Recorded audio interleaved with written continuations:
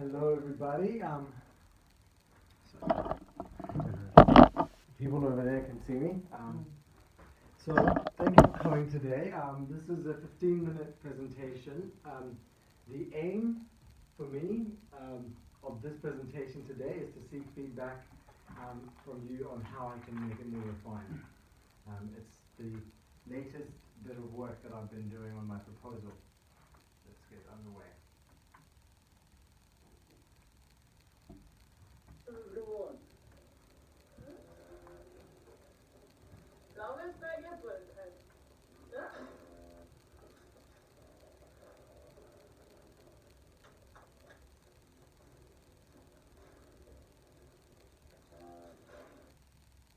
Have you ever witnessed the birth of a cow? Yes. Yes? Some of you have?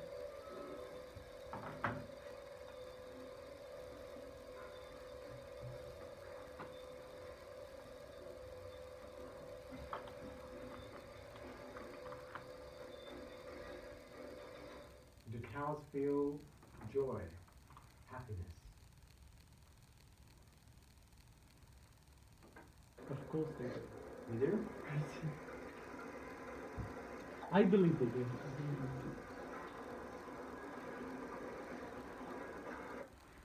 And obviously, the role of technology in our relationship with cows is something that we can also attest to. In this particular example, the technology is being used by the husband, who is very conveniently on his phone, probably making deals for the milk, whereas the wife is doing the milking. This is in Gujarat, India. So the story of cows and of livestock and of dairying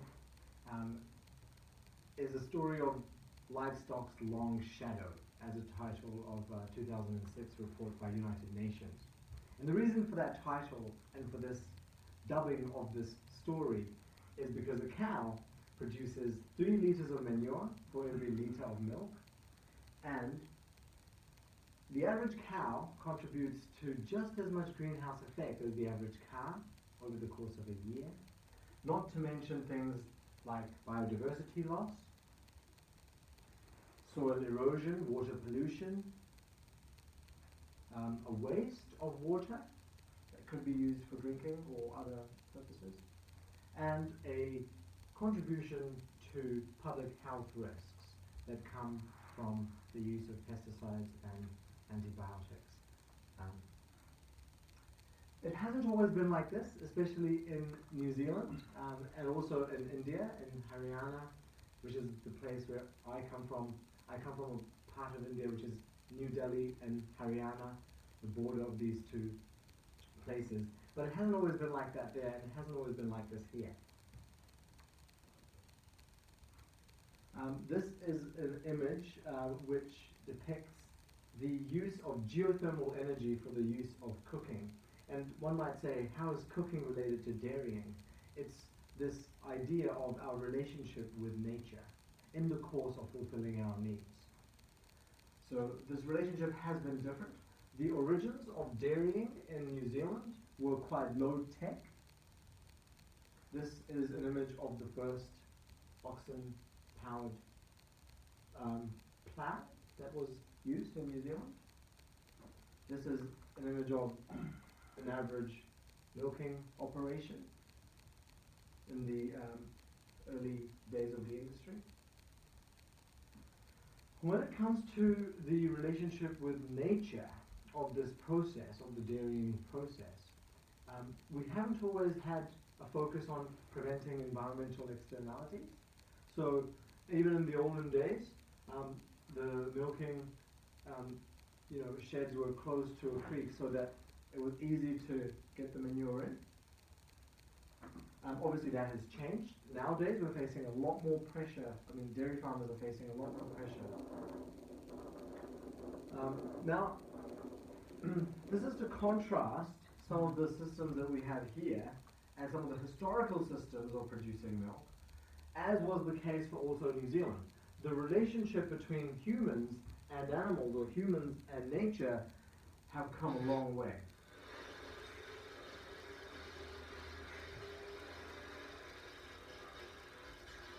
Have you ever seen a robot milking a cow? Well, now you have, or at least partly. And these are so accurate and so kind of efficient that it's not, a big kind of jump to see these robots replace human beings in most dairy farms. Efficiency and profit is the only driver. So this is kind of where I come to the talk about sustainability, or the part about where I talk about sustainability and resilience and the difference between these two notions. So at various points in time, a system such as a dairying system in Taranaki, or a system such as Haryana, a dairying system in Haryana, at different points in time, there might be more or less ability to bounce back after a disturbance. And the trouble with this is we don't really know for sure until a disturbance happens what that ability looks like, or how much resilience the system has. We don't necessarily know in advance until something happens, and we can kind of retrospectively see how one system as opposed to another responds to that disturbance. So the different points in time here are kind of very, very important. For the dairying system, some people might say that we are kind of here just before a catastrophic occurrence in New Zealand right now.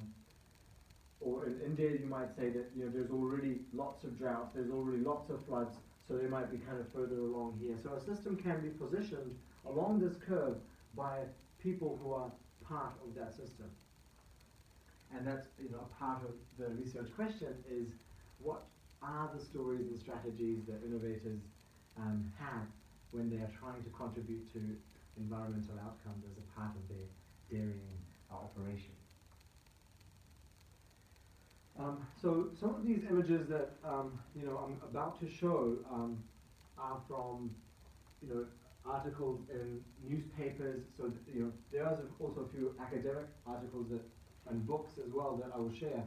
But the message here is that because of this ambiguity as to things that look similar, but after a disturbance they have a very different capacity, or they may have a very different capacity to bounce back, because of this ambiguity, it has become easy for corporations and invested interests to kind of hijack the debate around sustainability and to position it in terms of increasing efficiency, which means doing less harm every year, or doing less harm to the environment as time moves on, but not really fundamentally building that resilience that will allow them to bounce back if a drought was to occur, or if a flood was to occur, or if one particular species was to go extinct.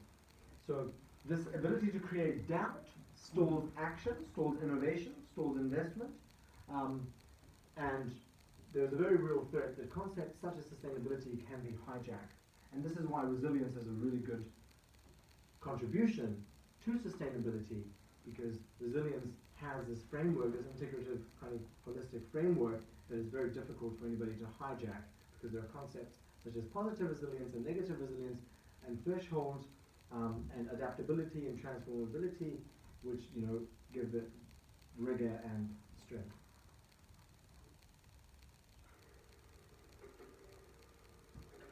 How many of you have sat around a milk bucket distributing milk out to different families? So this is a typical scene in India. I grew up with this, seeing this. We had cows in our family. And the reason I bring this up at this point is because I would like to go into this relationship with distributed innovation. So, this kind of scene might be very, very rare here in New Zealand. You would never see 5 people around a bucket of milk here in New Zealand, because, one machine could take care of 1,000 liters, so to speak. Whereas in different environments, when it comes to innovation, there's kind of a different level of distribution that is involved in that process. So this is a story that I would like to share. Shiva Ayudurai. How many of you have used email? Everyone. So how many of you know who invented email? So here he is in front of you. This 14-year-old boy invented email in 1978.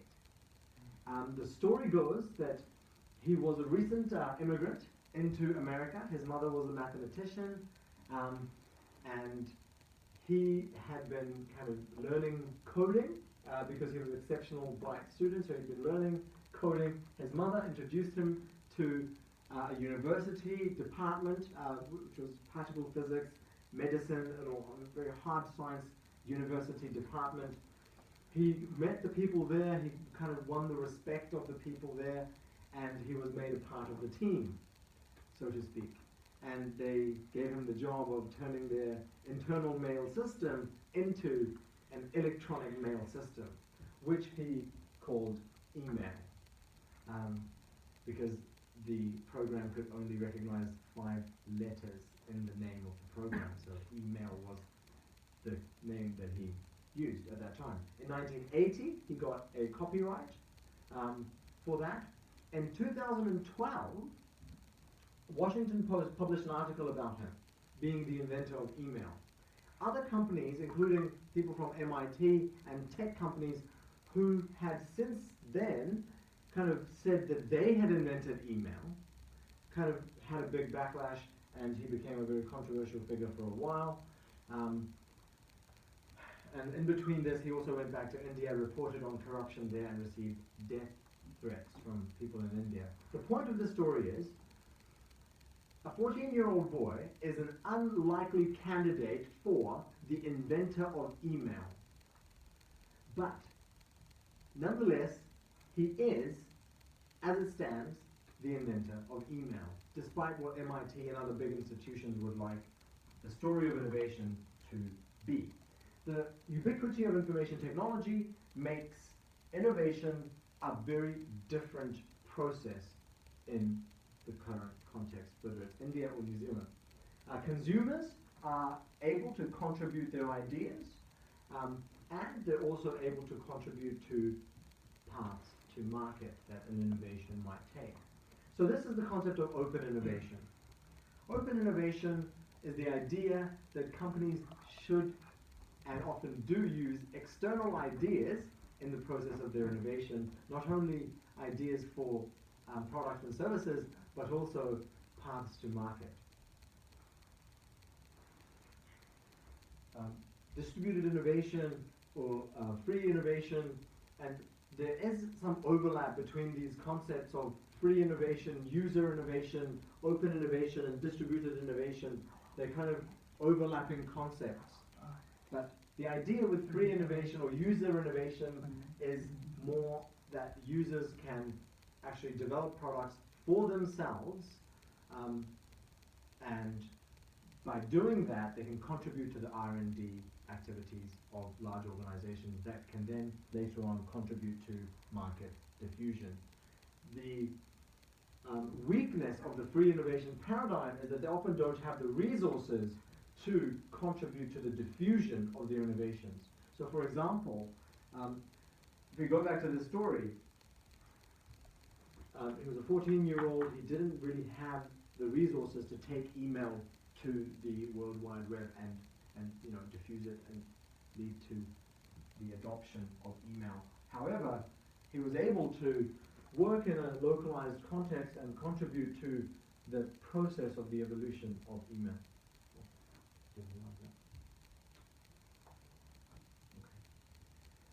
However, when we look at the literature on open innovation, user innovation, consumer innovation, distributed innovation, these kinds of new ideas about innovation, which make innovation not just a thing that producers do, but that multiple stakeholders can get involved in, including activists, including scientists and consumers and citizens.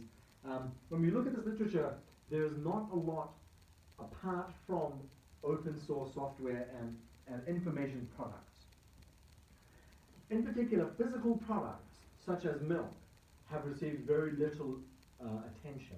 This particular glass of milk is made by fungi, or yeast. And it's a genetically modified yeast. And the person who actually came up with this idea was a user of this product, who was a drinker of milk who felt guilty about the environmental impacts of milk. So he's the founder of a company now that is called Perfect Day. And they produce milk without as much water waste, without as much environmental impacts. And this comes from that user innovation paradigm, but it's quickly becoming mainstream, quickly getting into markets for raw ingredients, supplying people who make cheese and people who make ice cream and those types of big companies. So very quickly becoming mainstream. Maybe another yes. couple of minutes, and Yes. then we'll wind it up so we can give you some feedback. Absolutely. So I'm almost at the end. So the things that I expect to find, and also the research questions that I'm looking to explore, looking to investigate, is why would innovators relinquish control over the innovation process? Whether that's to technology like self-driving cars or robotic milking equipment, or whether that's to representatives of nature. How do innovators establish feedback loops?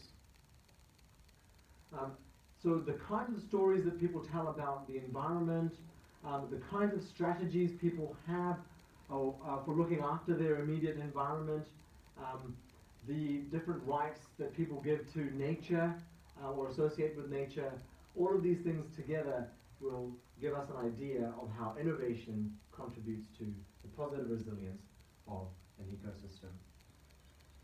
Just some videos to end with.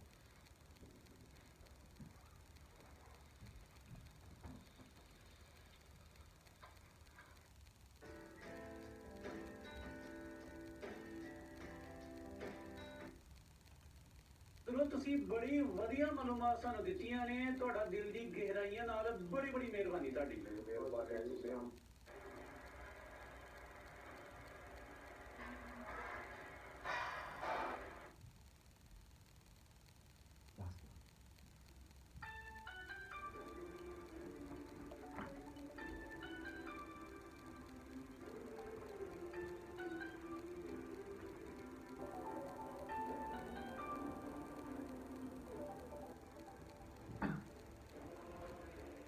Wow, what kind of cows are they? Bulls are they, I mean? They are bred and fed for maximum production. Do you know what kind of cow they are? I don't know the exact name, but I can find out. Oh, but yeah. I don't know, do we breed those in New Zealand? No, that's an American film. Japanese or American? That's an American film. They look like they're on steroids. Yeah. Sure. Alright, so hey, thank you so much. If that's okay, I'll just leave this running for if Thanks, you have Varun. anything to Yeah. contribute. So I think, thank you very much for your presentation, and it's work in progress, so we appreciate that too. Varun, my first question to you is who is your audience? Who is your audience for this presentation? The panel of judges who I'll be presenting to on the 13th of September. Mm-hmm. So people who are looking at innovation, who are also looking at environmental sustainability innovation, that type of innovation, and possibly people who are interested in food and dairy. So my first bit of feedback is, as a person who's experienced on a number of panels, and David's probably also been on many PhD panels, is it's normal to start with what your question is, rather than end with what your questions are. Because your questions, and it's also good to talk about your motivation up front. So essentially your presentation for a panel follows your actual proposal quite closely. Yeah? So whilst question, when you say panel, are you talking about this is a PhD provisional year defense panel? Yes. Okay. That's why I said that's why I said who's your audience. I think your audience, you have totally misjudged or misread your audience.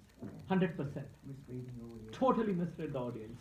This would be really great for maybe a seminar for students in a class, but we're talking about a panel of academics who probably one of them is going to be an expert in innovation, probably someone like Kenneth, who's a professor of innovation. So you really need to understand who your audience is, and this is your provisional presentation is coming up on the 13th of September, which is pretty close. So I'm just going to put it out there that you focus on your proposal, and you basically run through the highlights of your proposal in your presentation. It's not not difficult, it's pretty straightforward because they will be looking for structure. Why? Because some of us are put on PhD panels in areas that aren't particularly our expertise, but we know what we're looking for in terms of a person who we're having confidence in, or we have to have confidence in moving forward with a few years of a PhD journey. So we're looking for particular things that way. So at this point, this particular presentation hasn't convinced me. And I'm putting on the devil's advocate, if you like. I don't know about you, David. Do you have any thoughts? Can I be very frank? Yeah. You okay with that? Oh yes, Okay. absolutely. You are going to be presenting this to people, with all due respect to management or information, whatever department, academics, who are already sold. You were doing a salesperson's job to lay audience about why what you're doing should be done. So when I look at some of the key requirements from a PhD or any research, practical problem is the first thing. Second, research problem. And then it's like, based on the research problem, what is your research vision? It's and then research objectives. And to achieve the research objectives, what is the research methodology that you will adopt? Yeah. And then what is your time plan for achieving that research methodology in the 2 years that is left? And what have you already done to achieve parts of that research vision? So when I looked at this presentation or heard this presentation, it was focused on the practical problem. The research problem wasn't explicit. I couldn't put my hands on the research problem. What is the research problem? Is it that people are not researching in this area, or what is the research? I didn't. Practical problem, 100% sold. Research problem, I didn't know what the research problem was we were looking at. Okay, and then came things like research. I don't know what your research vision is. I see the title "Sacred Cows and Clean Milk," but what do you want your research? Where do you want to? What are you researching about? Yeah, what journal article are you trying to target? Like that type of... So what is that high-level vision of your research? Is it to transform? It could be put in layperson's terms, or it could be put in research terms.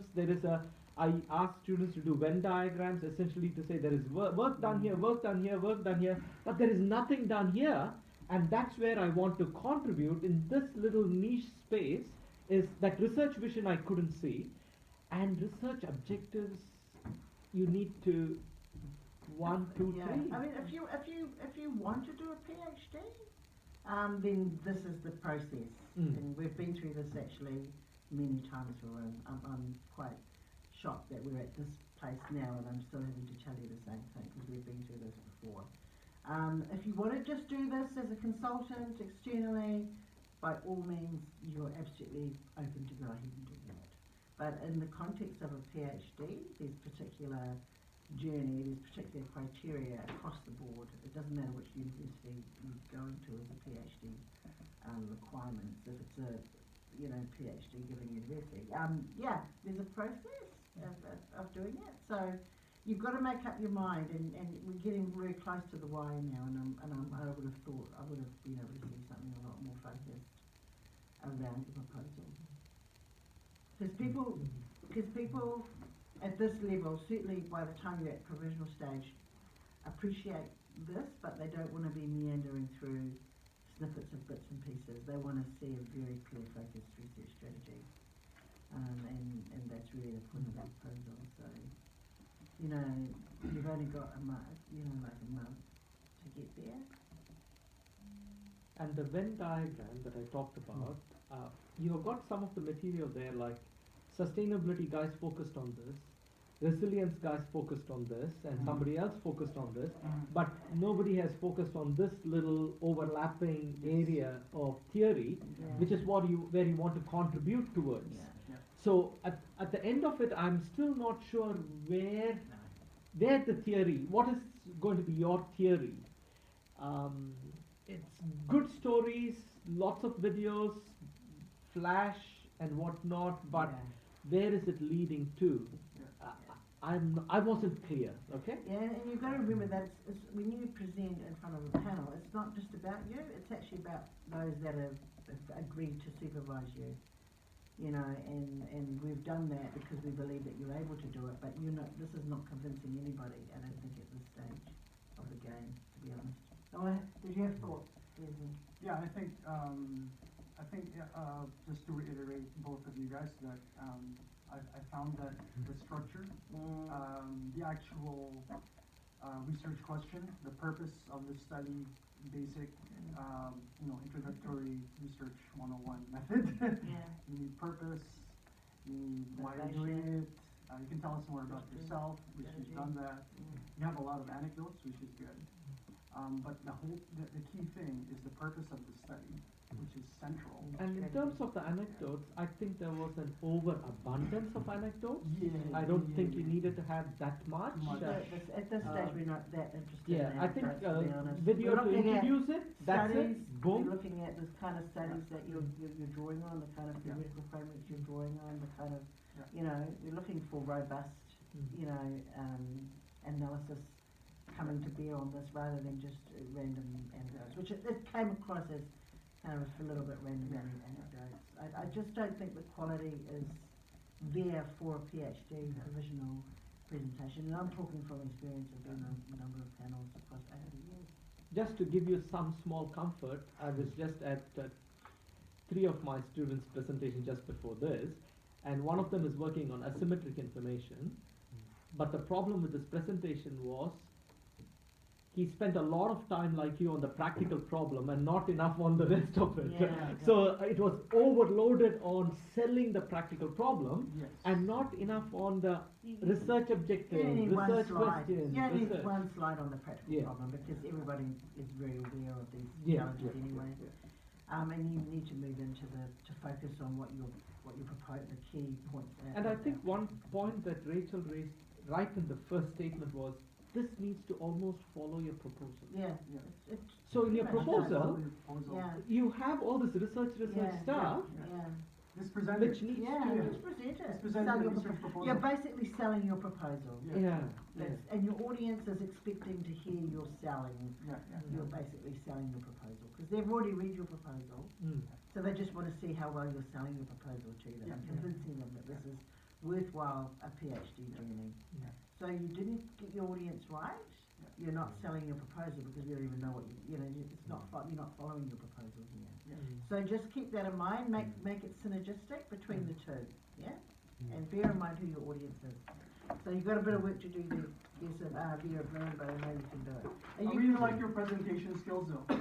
Yeah, you've got a nice audience rapport. Can I say something? I read your proposal, loads of times, and I was completely lost by this. I'm just being frank, and I even listened to a sort of a voice version of something similar the other day. So I did not think this was a PhD panel. I honestly just thought you were just sort of educating us, as as lay people. Yeah, like just to sort of say, hey, this is some of the issues, and at the end, I know at the end you sort of felt like you had to finish quite quickly, but yeah, I was quite surprised when you said that the audience was the panel. I'm kind of gutted. Yeah, I didn't know what the panel was. I'm gutted that I missed your class today because I want to see some of your guys. Are they going to have another practice? No. This was the practice, but they might get them to do another one later when I come back. But So that's some feedback for you, Varun. You've got quite a bit to work on, but please do follow your PhD proposal and make them seamless and synergistic. And remember the audience. You're not talking to master students or business consultants. You're actually talking to academic professors. Targeting it like people like Professor Kenneth Pasted, who's right up there basically. Yeah, so convincing them. Are you going to present today? No, I'm not actually. Next week.